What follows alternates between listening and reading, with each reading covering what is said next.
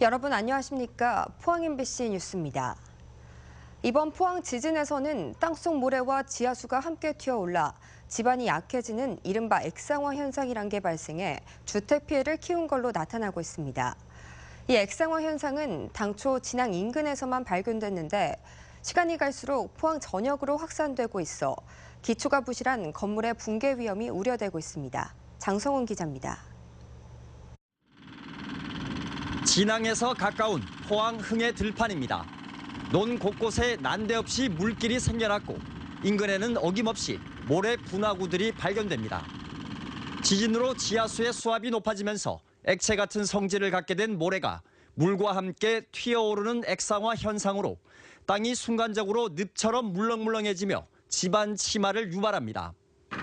국내 지진 관측 사상 처음 있는 일로 진앙으로부터 반경 2-3km 안에서만 수백 군데가 발견됐습니다. 진앙인 흥해에서 한참 떨어진 포항 운하공원. 이곳에서도 인도 블록을 뚫고 20m에 걸쳐 모래와 지하수가 뿜어져 나왔습니다. 일반적으로 액상화는 한 6.5 정도 이상 돼야지 액상화가 강하게 일어나거든요. 그런데 이 지역은 이제 집안 조건이 굉장히 이쪽에는 1000만 년 전만 해도 물속에 잠겨있던 곳이거든요. 그래서 뻘이라든지 모래라든지 이런 게 많이 쌓여 있어요. 액상화 현상은 시간이 지날수록 도심지 등 포항시 전역으로 확산되는 추세로 아스팔트나 콘크리트로 덮여있는 주택가에선 확인하기 어려워 앞으로 여진에 따른 집안 침하와 심하면 건물 붕괴로 이어질 수도 있습니다. 거의 7.0에 가까운 그런 진동이 일어나거든요. 땅이 안 좋아가지고 한마디로. 액상화 현상은 주로 해안이나 호수 주변에서 발생하고 해외에서는 자주 발생해 대비책을 세워놓고 있습니다. 외국에는 다 그렇게 해요. 액상화 지수라는 걸 개발해가 지역마다 액상화가 얼만큼 일어나는가 할 것인가를 예측을 해내요. 행정안전부 활성단층 조사단은 액상화 현상이 포항 지진의 또 다른 위험이 될 수 있다고 보고 분포 지역과 지질 상태 등에 대한 긴급 조사에 착수했습니다. MBC 뉴스 장성훈입니다.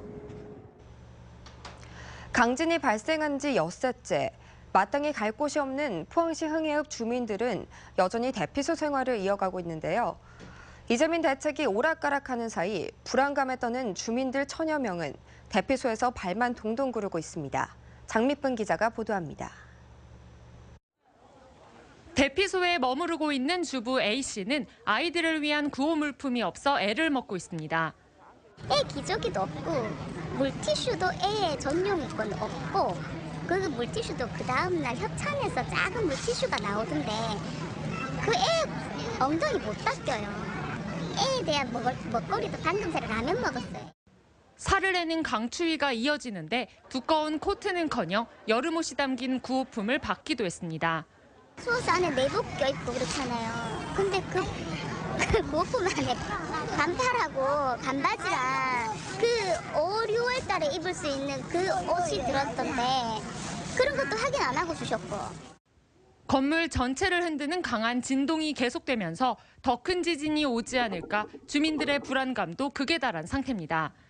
건물 사용이 가능하다는 안전 진단 결과도 여진의 영향으로 믿을 수 없다며 의구심을 표시하는 주민들이 많습니다. 안전 진단도 거의 초기 간단하게 했는 것 같아요. 정밀 검사도 하고 그런 상태에서 들어가서요. 그러면 누구 들어가는 거 그게 불안한데. 이런 상황에서 포항시가 사용 가능 판정이 나왔다며 불안해하는 대피소 이재민들에게 귀가 안내를 해 반발을 사기도 했습니다.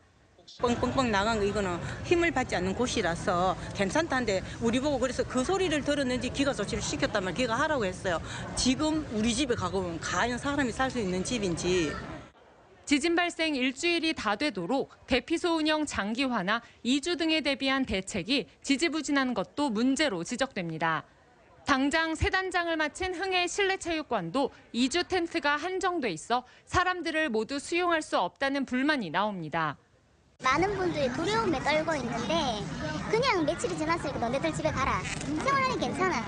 이것밖에 안 되는 거잖아. 정작 이 사람들이 두렵고 떨리는 마음을 헤아려주고 보듬어주진 않는 것 같아요. 여진이 계속되는 사이 기약 없는 대피소 생활을 이어가야 하는 주민들의 한숨도 깊어지고 있습니다. MBC 뉴스 장미쁨입니다. 교육당국이 지진 피해가 큰 포항 지역 수능 시험장 4개 학교를 포항 남부 지역으로 변경하기로 했습니다.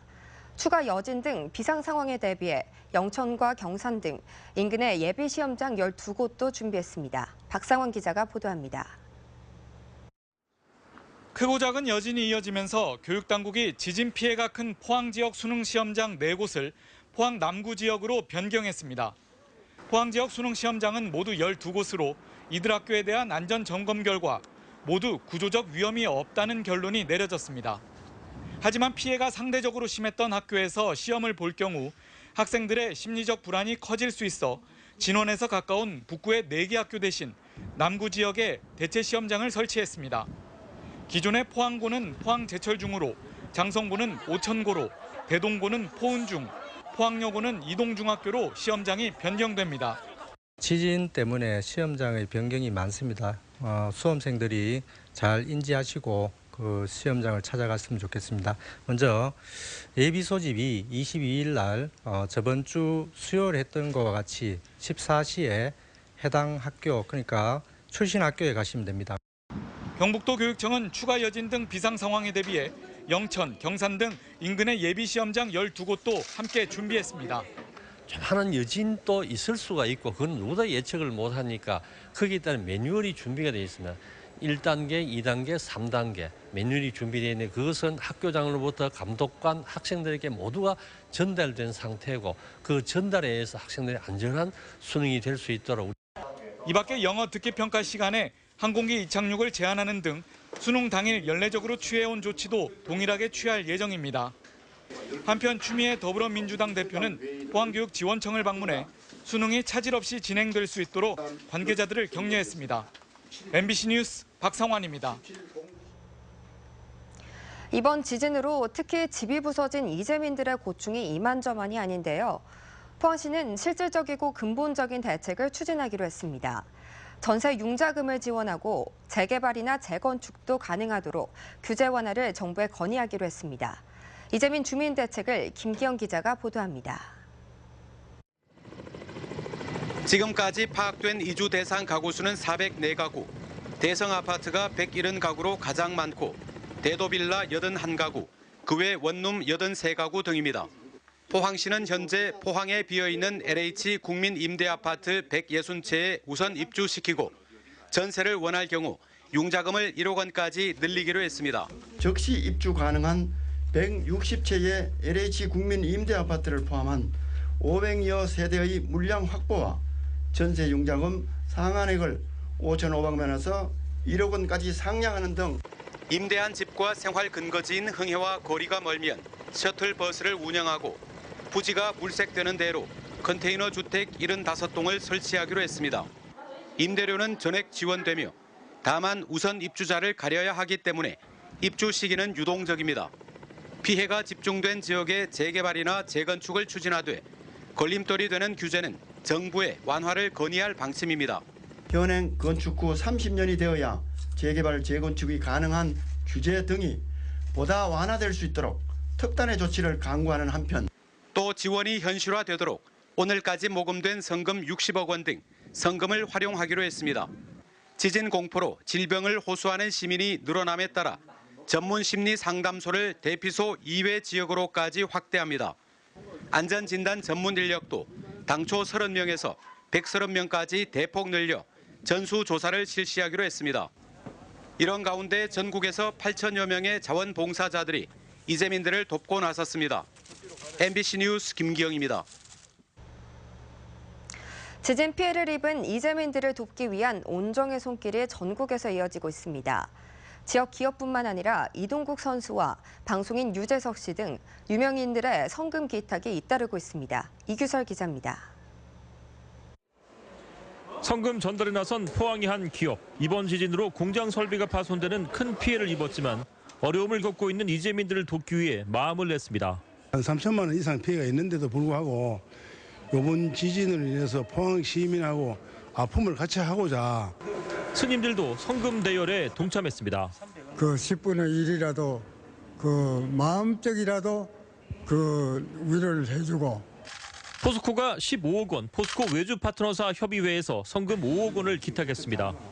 포항 출신의 이동국 선수가 이재민을 도우라며 성금 5천만 원을 선뜻 내놓았고 유재석과 장윤정, 이영애 등 유명인들도 기부 대열에 동참했습니다.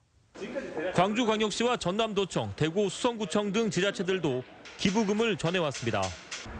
구호 물품 지원도 잇따르고 있습니다.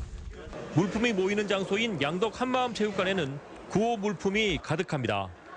라면과 과일, 빵 같은 식품뿐만 아니라 베개와 이불 등 생활용품도 이렇게 산더미처럼 쌓여 있습니다.